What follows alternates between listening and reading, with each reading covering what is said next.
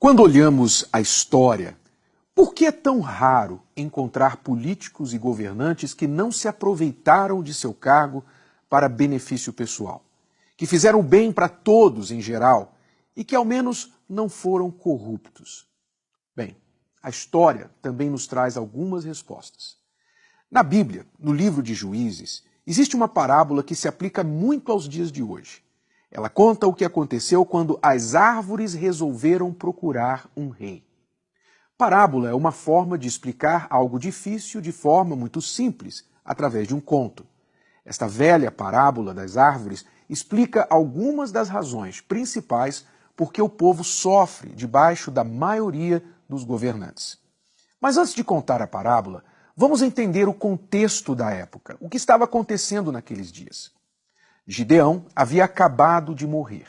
Ele foi um grande líder que libertou a nação de Israel das mãos de vários inimigos. Enquanto ele viveu, houve paz em toda a nação. Este fato sempre se repete: tal o líder, tal a nação.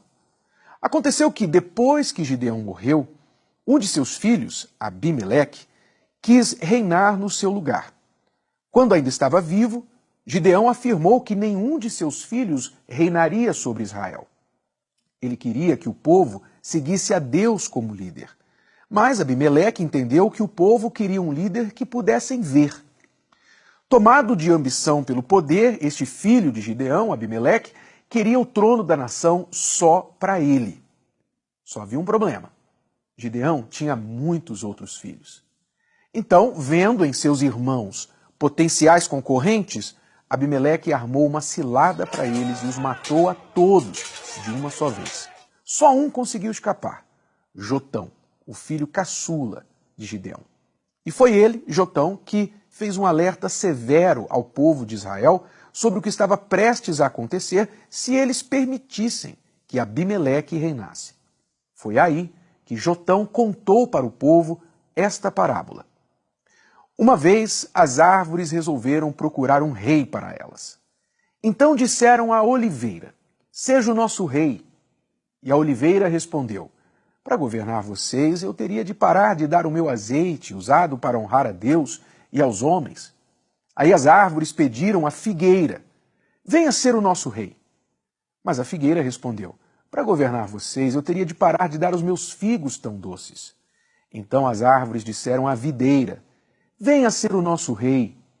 Mas a videira respondeu: para governar vocês, eu teria de parar de dar o meu vinho, que alegra a Deus e aos homens. Daí então todas as árvores foram pedir ao espinheiro: venha ser o nosso rei. E o espinheiro respondeu: se vocês querem mesmo me fazer o seu rei, venham, confiem em mim e fiquem debaixo da minha sombra. Se não fizerem isso, sairá fogo do espinheiro e queimará todas as árvores do Líbano. Algumas lições desta parábola para os nossos dias e as respostas às nossas perguntas são bem claras. Primeiro, a omissão dos bons permite que os maus subam ao poder. O erro de muitas pessoas de bem, especialmente cristãos, é achar que Deus age sozinho. Daí se omitem de lutar pelo bem. Na verdade, Deus nunca age sozinho. Ele usa pessoas para fazer a sua vontade aqui na terra.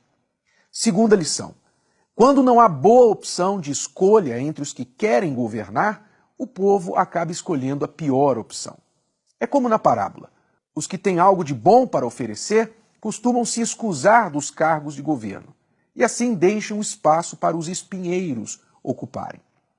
Quantas vezes numa eleição você já teve de escolher o menos pior? Quem vai espetar menos? Terceira lição: quando os maus governam, todos, bons e maus, gostando ou não, ficam debaixo da sua sombra, ou seja, da sua autoridade. E uma vez no poder, os espinheiros vão criando leis e tomando decisões que ferem a todos, exceto a si mesmos e aos que o apoiam. A parábola das árvores reforça para todos nós uma velha lição.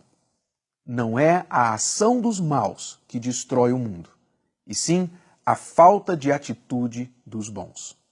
Como cristão, nunca se omita do processo de eleger os seus governantes.